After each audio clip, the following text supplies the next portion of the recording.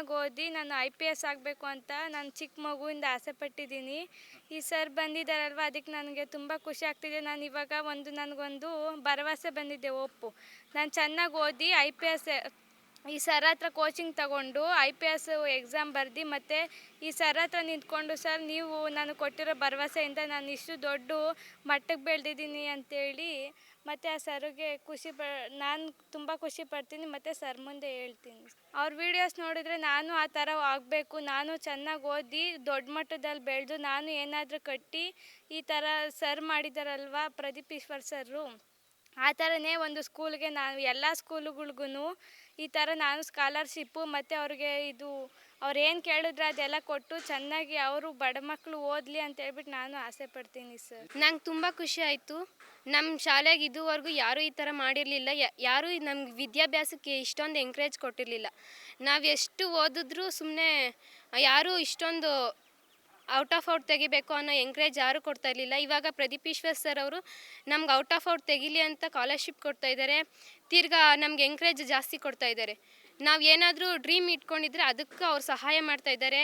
ಇನ್ನೂ ಹೆಚ್ಚು ಪ್ರೋತ್ಸಾಹ ಕೊಡ್ತಾಯಿದ್ದಾರೆ. ನಮ್ಗೆ ಓದೋದಕ್ಕೆ ಇನ್ನೂ ಹೆಚ್ಚು ಸಹಕಾರ ಕೊಡ್ತಾಯಿದ್ದಾರೆ. ಆದ್ದರಿಂದ ಸರ್ ಕೊಟ್ಟಿರೋ ಸ್ಕಾಲರ್ಶಿಪ್ಪಲ್ಲಿ ನಾವು ನಮಗೇನಾದರೂ ಡಿಕ್ಷ್ನರಿ ಬೇಕು ಅಂದರೆ ಡಿಕ್ಷ್ನರಿ, ಇಲ್ಲ ನಾನು IPS ಆಗಬೇಕು ಅಂದ್ಕೊಂಡು ಅದಕ್ಕೇನಾದರೂ ಬೇಕಾದರೆ ಓದೋದಕ್ಕೆ ಬುಕ್ಸು, ಡಿಕ್ಷ್ನರಿ ಏನಾದರೂ ತೊಗೊಬೋದು.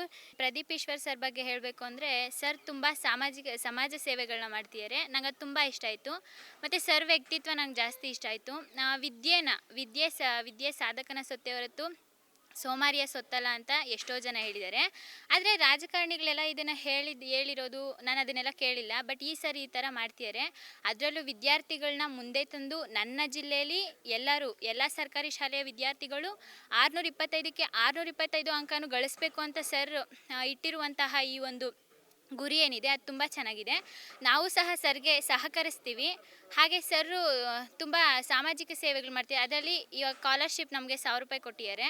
ಅದನ್ನು ನಾವು ಉತ್ತಮ ರೀತಿಯಲ್ಲಿ ಬಳಸ್ಕೊತೀವಿ. ಇವಾಗ ಏನಂದರೆ ಹಳ್ಳಿ ಜನರಲ್ಲೆಲ್ಲ ಊಟದ ಕೊರತೆ ಇರಬಹುದು, ಮಕ್ಕಳು ಬೆಳಗ್ಗೆ ಹಸ್ಕೊಂಡು ಬರಬಹುದು, ಅಥವಾ ಬಸ್ಗೆ ಕಾಸಿಲ್ಲದೆ ಬರ್ಬೋದು, ನಡ್ಕೊಂಬರ್ಬಹುದು, ಮತ್ತು ಬುಕ್ಸು ಪೆನ್ಸು ಏನು ಇಲ್ಲದೇನೂ ಬರ್ತಾರೆ. ಅದಕ್ಕೆಲ್ಲ ಇದು ತುಂಬಾ ಹೆಲ್ಪ್ ಆಗುತ್ತೆ. ನಮಗೆ ತುಂಬ ಖುಷಿ ಆಯಿತು. ಈ ಸ್ಕಾಲರ್ಶಿಪ್ಪಿಂದ ನಾವು ತುಂಬ ಉಪಯೋಗ ಮಾಡ್ಕೊತೀವಿ. ಮೊದಲಿಗೆ ಇಂಗ್ಲೀಷಲ್ಲಿ ನನಗೆ ಜಾಸ್ತಿ ಇಷ್ಟ. ಅದಕ್ಕೆ ನಾನು ಇಂಗ್ಲೀಷ್ ಡಿಕ್ಷ್ನರೀಸು ಮತ್ತು ಕನ್ನಡದಲ್ಲೂ ಇಷ್ಟ. ಕನ್ನಡ ಡಿಕ್ಷ್ನರೀಸು ಎಲ್ಲ ತೊಗೊತೀನಿ. ಮತ್ತು ನಾನು IAS ಆಗಬೇಕು ಅಂತ ಇದ್ದೀನಿ. ಅದಕ್ಕೋಸ್ಕರ ನಾನು ಅದಕ್ಕೆ ಸಂಬಂಧಪಟ್ಟಂತಹ ಎಲ್ಲ ಬುಕ್ಸು ಮತ್ತು ಎಲ್ಲನೂ ತೊಗೊಬೇಕು ಅಂತ ಇದ್ದೀನಿ. ಇದರಿಂದ ನಾನು ಒಳ್ಳೆಯದಕ್ಕೆ ಮಾತ್ರ ಉಪಯೋಗಿಸ್ಕೋಬೇಕು ಅಂತ ಇಷ್ಟಪಡ್ತೀನಿ.